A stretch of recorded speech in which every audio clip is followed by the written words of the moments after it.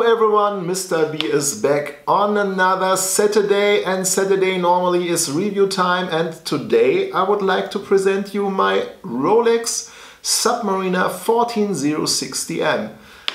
Does it stand the test of time? How does it compete against the newer ceramic Submariners? And what is my opinion about it? Let's find this out after the intro. Let's go!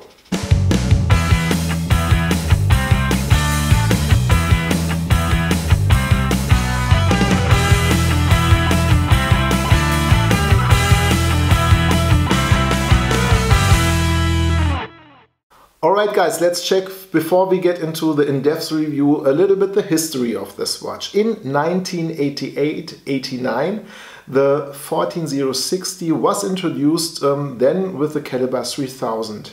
1998, Rolex introduced the caliber 3130, which was of course an improved 3000 movement, and changed the name to the 14060M. In about 2006, Rolex did present the COSC certification and made the watch to a 4-liner instead of the 2-liner.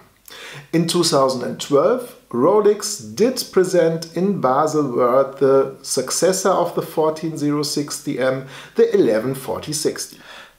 As mentioned, in 2012, Rolex discontinued the 14060 as they did introduce the 114060, the successor of this watch here, which make me actually wanting really much the 14060M, as it's a little bit more true to the original, a little bit more the back to the root watch. You can see the slimmer case design, you've got the drilled lugs.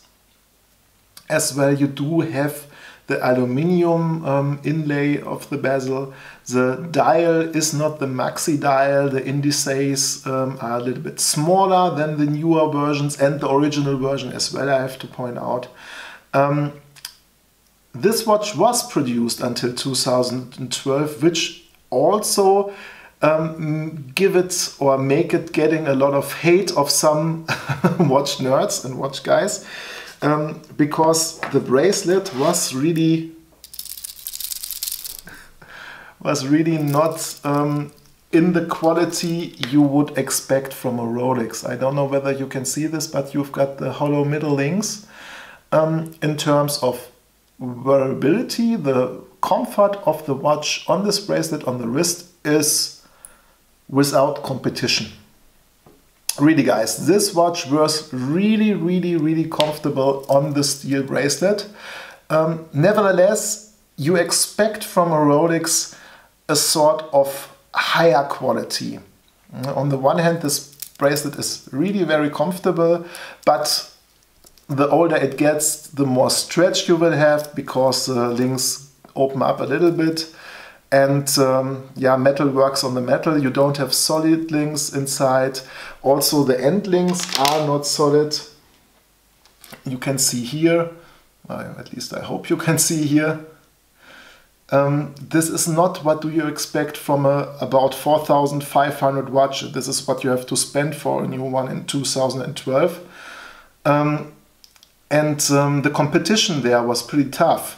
In 2012, there was the 116610 LN, the Rolex Submariner date, which did have the bigger case already, the massive steel bracelet with the glide lock system, which means the system in the clasp where you can extend the length of the bracelet slightly. This all was not given with this watch, but to me, all these things a lot of people dislike add to the character of the 14060M. And to me, this is still an issue where it is in the Rolex newer references unbeatable. This watch looks great on different straps, whether it is the original Oyster bracelet, whether this is a Perlin like I have right now on it, or a NATO strap, or a leather strap. This watch really does have, on different bracelets, a really interesting look and character. And this is what the newer references don't have.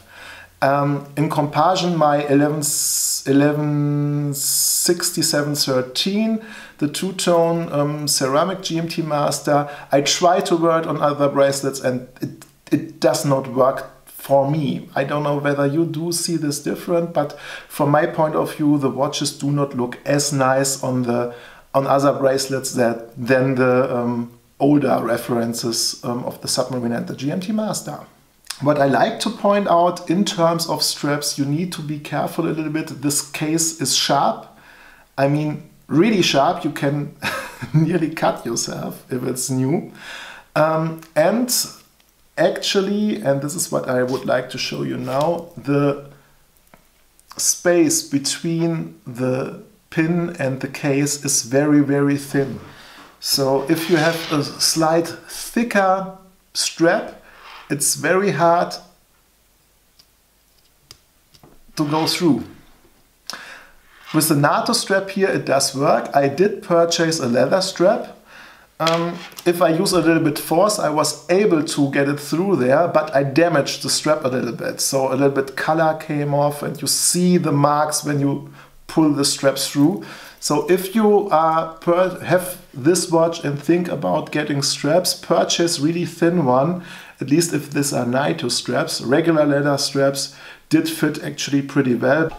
Alright guys, if you did like this video, of course you know I do appreciate thumbs up, except as usual thumbs down. If you have questions, comments, recommendations, please do leave them in the comment field below. I do look forward to seeing you next time, next week in another video. Say goodbye and tschüss.